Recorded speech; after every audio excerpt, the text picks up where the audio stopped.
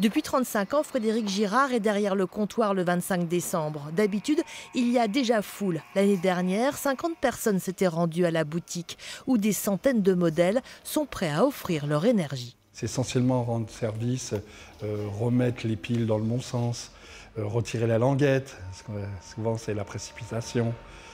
J'ai des gens qui m'appellent pour demander justement si je suis ouvert demain. Donc est-ce qu'ils n'ont pas envie de venir aujourd'hui? Nous les avons attendus, ces fameux étourdis, et nous avons commencé à plonger dans l'histoire des piles. Lorsque les fabricants arrêtent des modèles, ici on s'attache à les refabriquer, comme celle-ci qui alimentait les lampes des wagons SNCF. On vend à peu près une centaine par an.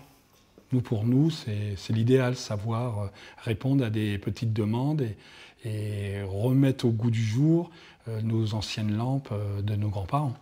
À la recherche de la pile qui dure, c'est la quête éternelle de l'utilisateur. Le compartiment supplémentaire dans les anciennes lampes de poche n'était pas fait pour contenir une pile de rechange, mais une ampoule.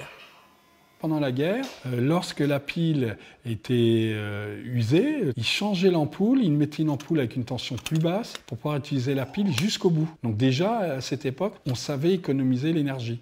Et puis, il y a les grandes aventures. 10 jours avant Noël 98, Frédéric Girard est sollicité en urgence par l'aventurier Nicolas Vanier.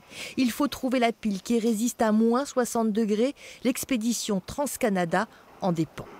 Nous, on a opté pour une pile française en lithium. On a adapté le câble qui permet de tenir à moins 90 voire moins 120 degrés. Le connecteur également. Et ça a permis de passer d'une autonomie de 10-15 minutes à 4 heures. Au rythme des histoires incroyables, la matinée s'est écoulée. Quant aux clients, ils se sont fait rares. C'est une journée extraordinaire aujourd'hui. C'est un client, deux même. Ouais, j'ai oublié le deuxième, puis le plaisir de vous avoir rencontré. Vous recommencerez l'année prochaine? Oui, toujours. Il faut toujours être présent puis savoir rendre service.